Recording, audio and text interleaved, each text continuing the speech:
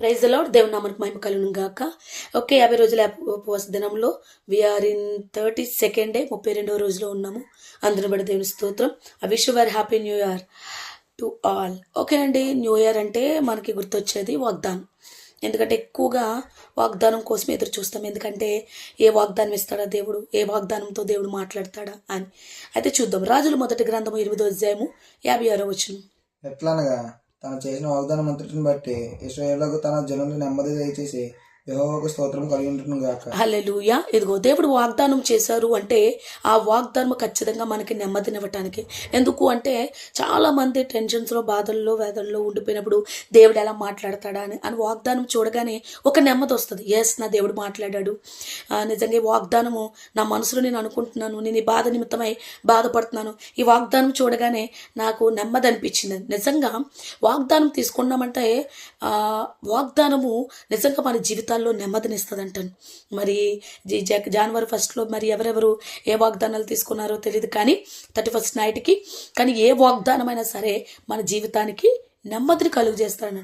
అదే రాజుల మొదటి గ్రంథం 8వ అధ్యాయము 24వ వచనంలో చూద్దామని. నీ దాసుడైన నా తండ్రి దావీదునకు నేను చేసిన వాగ్దానం స్థిరపరిచి నువ్వు ఇచ్చిన మాటను నేడు నెరవేర్చి ఉన్నావు. చాలా మంది ఏంటంటే వాగ్దానం తీసుకుంటారు. కొంతమంది ఆ యొక్క సంవత్సరం అంతా ప్రార్థన చేస్తారు. కొంతమంది అయితే 1-2 రోజులు ప్రార్థన చేస్తారు, మూలబాడేస్తారు. కానీ ఇక్కడ దేవుడు అన్నాడు, నేను ఏదైనా వాగ్దానం చేశానంటే ఆ వాగ్దానము నెరవేరుస్తాను, దాన్ని స్థిరపరుస్తాను. అంటే ఆ వాగ్దానం నిమిత్తమై వచ్చే ఆశీర్వాదాన్ని దేవుడు మన జీవితాల్లో స్థిరపరుస్తాడంటాడు. అందుకని ఎవరు కూడా తీసుకున్న వాగ్దానాన్ని అంటే రిజెక్ట్ చేయొద్దు, ఏదో తీసి పాడేయద్దు.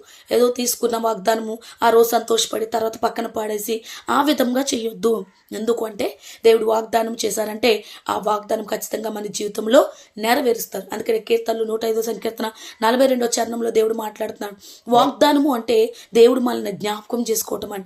ఎప్పుడైతే వాగ్దానం ఎత్తుపెట్టి మనం ప్రార్థన చేస్తామో ఖచ్చితంగా ఆ వాగ్దానం నిమిత్తమై దేవుడు మనల్ని జ్ఞాపకం చేసుకుంటున్నాడని అర్థం.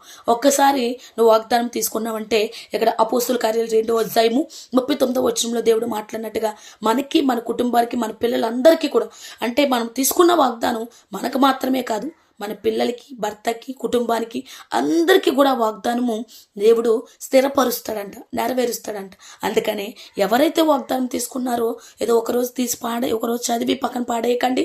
వాగ్దానం తీసుకున్న ప్రతి ఒక్కరు కూడా ఈ సంవత్సరం అంతా ప్రార్థన చేసుకోండి.